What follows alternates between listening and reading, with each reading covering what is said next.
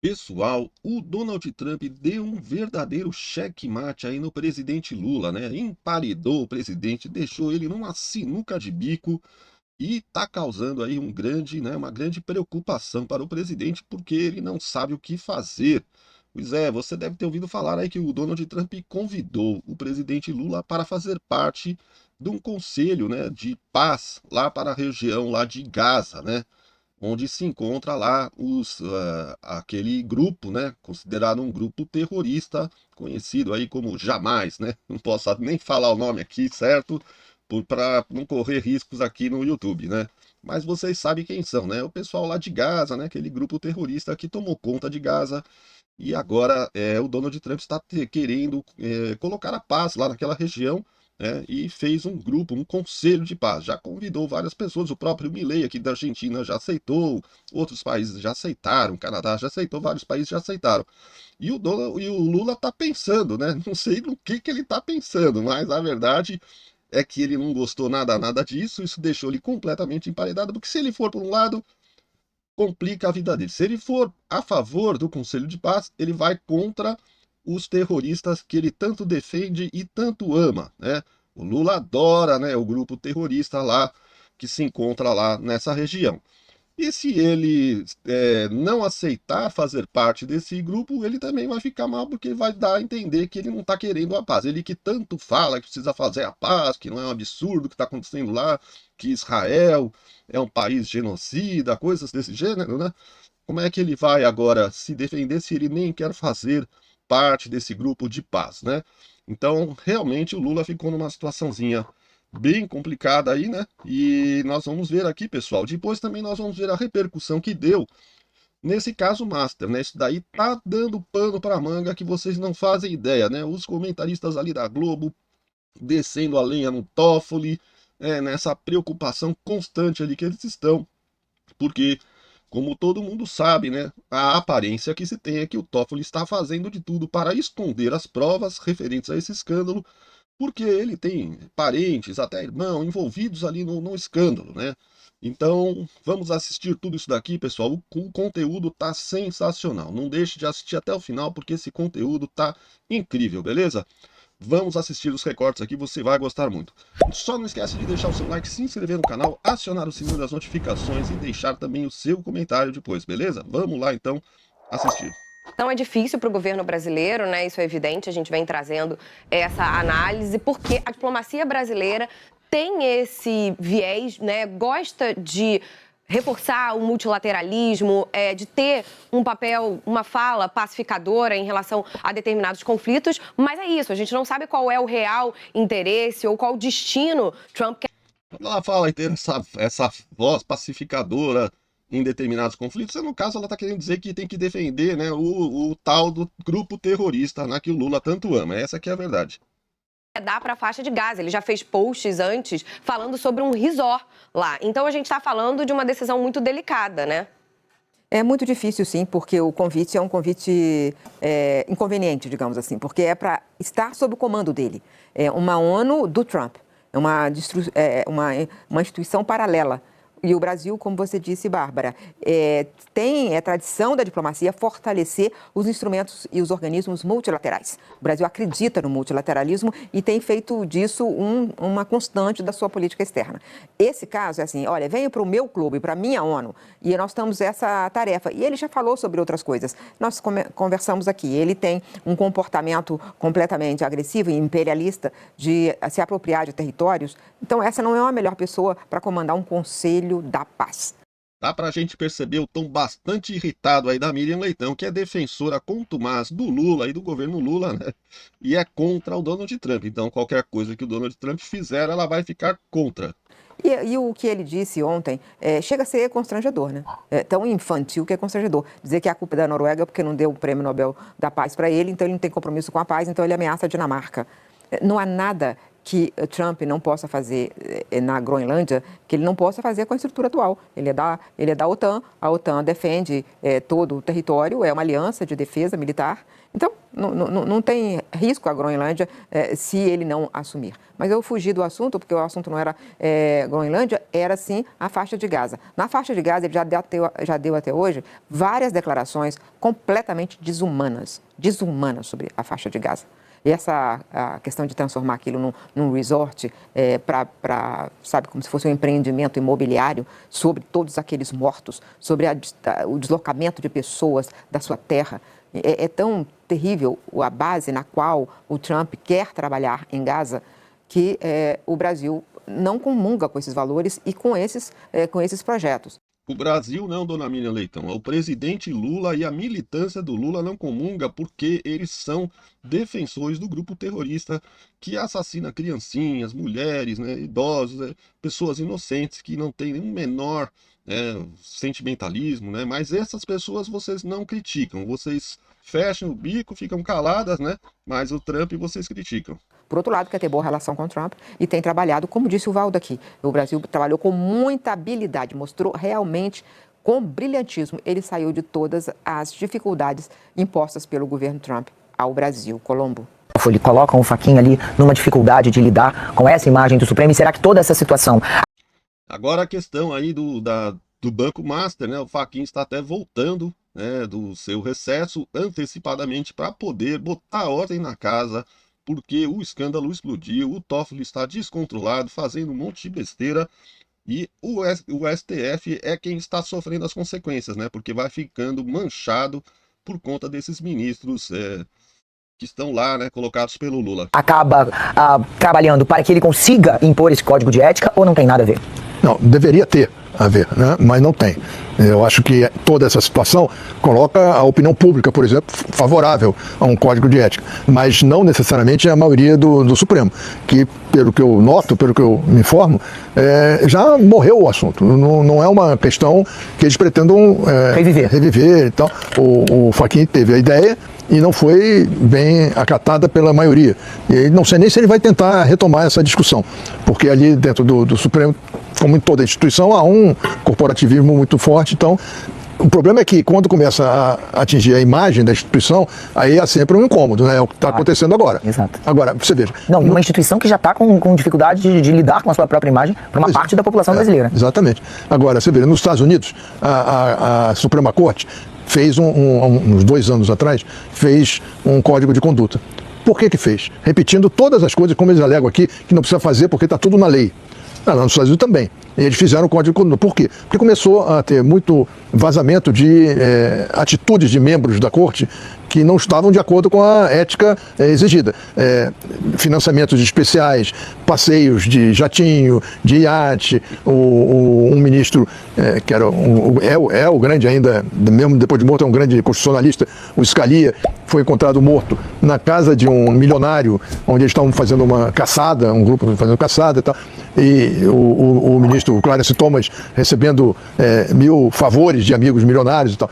Então, eles chegaram à conclusão que precisavam fazer alguma coisa e fizeram o código de ética, que está repetido em todas as leis, mas mostra a preocupação da corte com a transparência pública e tal. Eu acho que é o mesmo caso aqui e agora. Eu acho que o Supremo poderia dar esse passo e o ministro Fachin teve essa visão correta, mas está com muita dificuldade para conseguir um apoio para tocar em frente. Eu acho que a gente pode dizer que o Judiciário da Suprema Corte volta do recesso com uma grande expectativa do que vai acontecer, né? Isso a gente pode dizer. Estamos todos na expectativa da volta do ministro Fachin. Você acha que muda alguma coisa, Otávio, depois do recesso?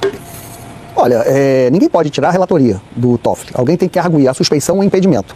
Dificilmente um presidente vai chegar para um ministro e dizer, pô, passa essa relatoria para alguém. Só quem pode arguir a suspeição ou impedimento do ministro são as partes ali. Então, quem é que vai chegar lá e arguir? Sobre o Código de Ética, o ministro Marco Aurélio, em 94, tinha um julgamento lá e disse o seguinte: o agente público não só tem que ser honesto e probo, mas tem que mostrar que possui tal qualidade, como a mulher de César. Então, esse poderia ser, já que não querem fazer um código de ética muito extenso, poderia ser esse voto, né, essa manifestação do Marco Aurélio. Isso resolveria muito dos problemas, principalmente em questão de suspeição, de impedimento. O Valdo falou nessa questão aí de fundos que de alguma maneira se comunicam legalmente com familiares do Toffoli, mas mesmo assim, dentro dessa lógica do Marco Aurélio, né, que não basta ser honesto e pobre, tem que parecer, mostrar que possui tal qualidade. Virtude, né? Talvez não só o Toffoli, mas todos os magistrados, quando tiver alguma proximidade, um escritório de advocacia de parente, com alguém que mantenha relações próximas, se dá por impedido aí que acalma a sociedade, entendeu? Dá transparência. O grave, no nosso caso, é que eles vão em direção oposta. Quer dizer, eles mudaram uma lei para permitir que parentes possam advogar em causas que o Supremo está julgando. Eles mudaram, não foi uma interpretação. Era proibido e eles mudaram. Quer dizer, é uma coisa diferente. O Guedinho tem razão, ninguém pode tirar a relatoria do Toffoli ou de qualquer relator. Agora, ele pode abrir mão. Não porque está impedido, porque ele já podia ter feito isso e não fez. Por questão de saúde, por exemplo, se ele não tiver condições de continuar, ele pode pedir para ser afastado e aí haveria um novo relator sorteado. Isso aí é uma teoria que eles estão falando aí, o Merval Pereira está falando, porque estão falando aí nos bastidores que estão tentando achar um jeito do Toffoli se afastar dessa relatoria sem parecer que ele cedeu, sem parecer que ele arregou, sem parecer que houve pressão e tal. Então ele diria que está com problemas de saúde e pediria para se afastar da relatoria. Muito se falou na época do processo do golpe, né, que o ministro Alexandre de Moraes também deveria abrir mão da relatoria e ele nunca encampou essa ideia, nunca foi por aí. Será que dificilmente o ministro Toffoli vai abrir mão dessa relação? Muito difícil, muito complicado. A não ser que o incômodo de seus pares seja tão forte que leve a ele tomar essa decisão, né? Esse é um caso. Agora, é muito difícil. Só se declaram impedidos em questões banais. Vários foram impedidos, se consideram, mas em questões sem importância. Nos grandes temas, ninguém se considera impedido. Esse paralelo do Alexandre de Moraes e do Toffoli, na questão de impedimento, eu vejo uma diferença. Ou seja, os bolsonaristas queriam que o Alexandre de Moraes se declarasse impedido por questões políticas. Bolsonaro o transformou no principal oponente político de sua corrente política. O que o ministro alegava era o seguinte, olha, se isso acontecer, o réu é que escolhe o juiz, porque basta o réu bater no juiz, que aí ele teria que se dar por impedido. Outro argumento era de que o Alexandre de Moraes seria vítima ali de um atentado, então ele não poderia julgar com isenção. Mas é diferente, eu acho, que nesse caso do Toffoli. Mesmo, aí dentro desse caso do Toffoli, mesmo não havendo nenhuma ilegalidade, é a questão do Marco Aurélio, manifestação do Marco Aurélio. Não basta ser honesto, demonstrar, olha, tá aqui, tá esbarrando aqui no meu... Esbarrou no parente.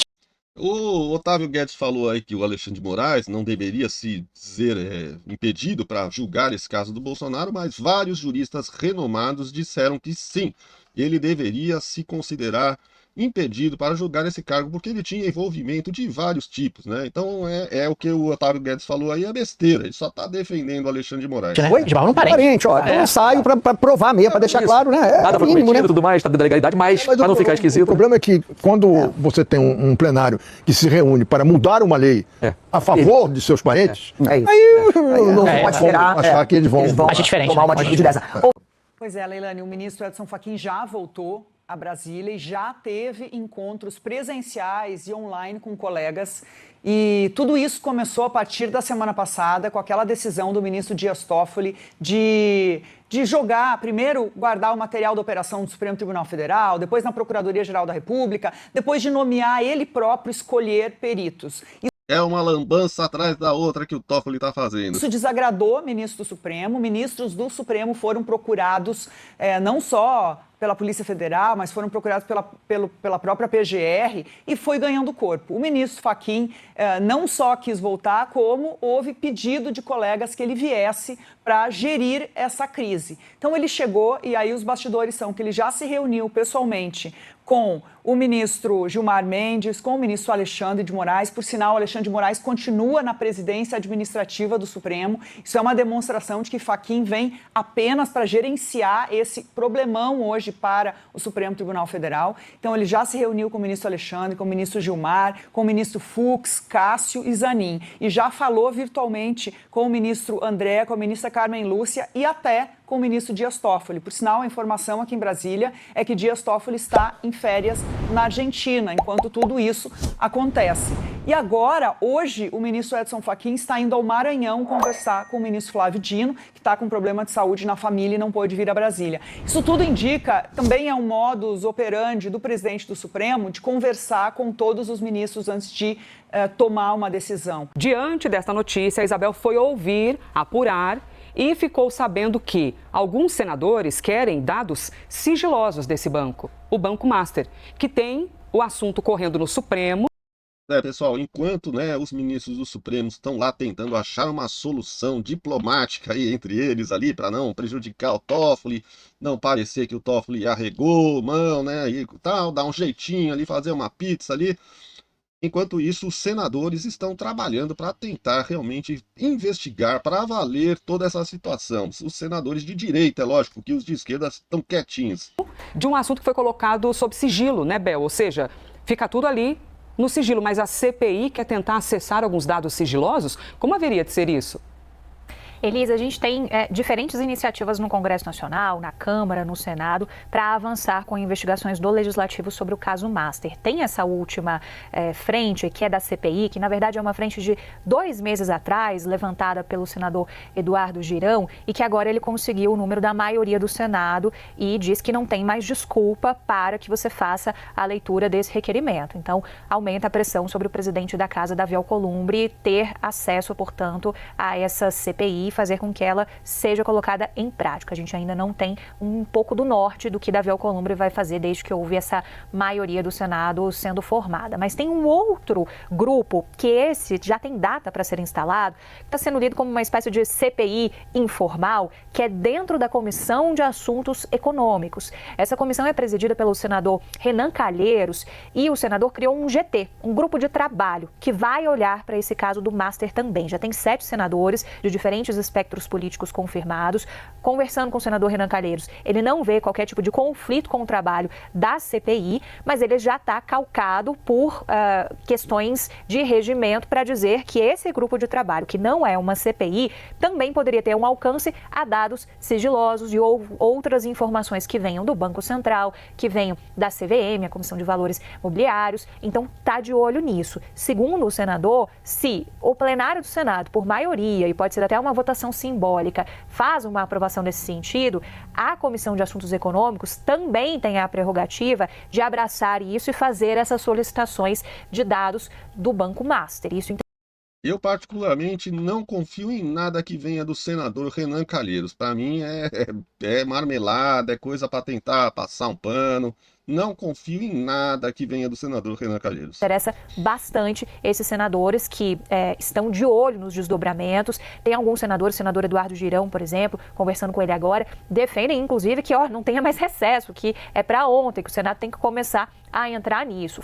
Girão, sim, é um senador extremamente confiado, do Partido Novo, um cara de primeira linha, um senador de primeira, um dos grandes senadores que nós temos no Senado atualmente. Fora as articulações lá do outro lado, na Câmara dos Deputados. Então tem muita pressão nesse momento sobre os 2 presidentes do Legislativo, se é CPI na Câmara, se é CPI no Senado, se é CPMI, juntando deputados e senadores, e com esse grupo de trabalho, por ser mais simples, é um ofício que foi apresentado, pode ser já com funcionamento a partir do dia 4 de fevereiro, segundo o senador Renan Calheiros, já começam os trabalhos, já pode ser instalado e pode trabalhar nesse fio de condução dessas investigações via Comissão de Assuntos Econômicos. Então, diferentes braços, isso é muito revelador sobre como que o meio político também quer abraçar esse assunto, quer trazer para si algo que a gente não tem um conhecimento exato sobre os desdobramentos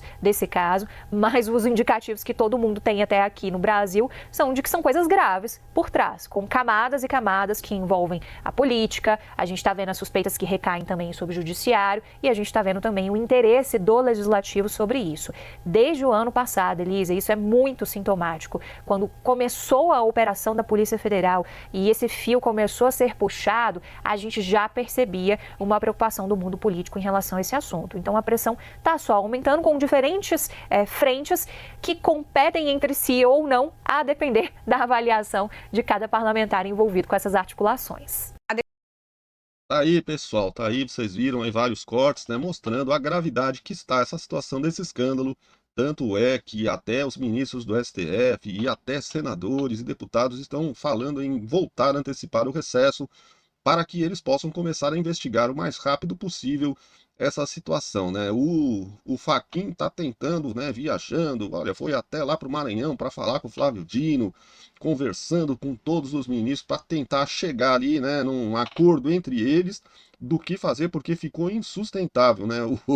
O Dias Toffoli fez tanta presepada aí que a situação ficou insustentável. Ficou muito óbvio, né, que ele estava agindo em causa própria e que ele está impedido para julgar esse caso, né? Ele não tem a menor condição, dado né, que seus parentes estão envolvidos aí com o Banco Master, né? Eles têm lá um resort que agora foi comprado por pessoas lá ligadas ao Banco Master, ou seja, é uma confusão, é um escândalo que vai puxar uma linha, vem um monte de coisa atrás, é um emaranhado de corrupção gigantesca, e ao que se parece, o Toffoli tem muito envolvimento com isso, e por isso que ele puxou esse processo lá para o STF e colocou, né, ele mesmo já assumiu o comando ali do processo, para que nada viesse à tona. Então, o que ele tem tentado fazer, aí, segundo os próprios comentaristas aí, né, da mídia estão falando, é que ele está tentando obstruir a investigação, aí, né, limitar a investigação,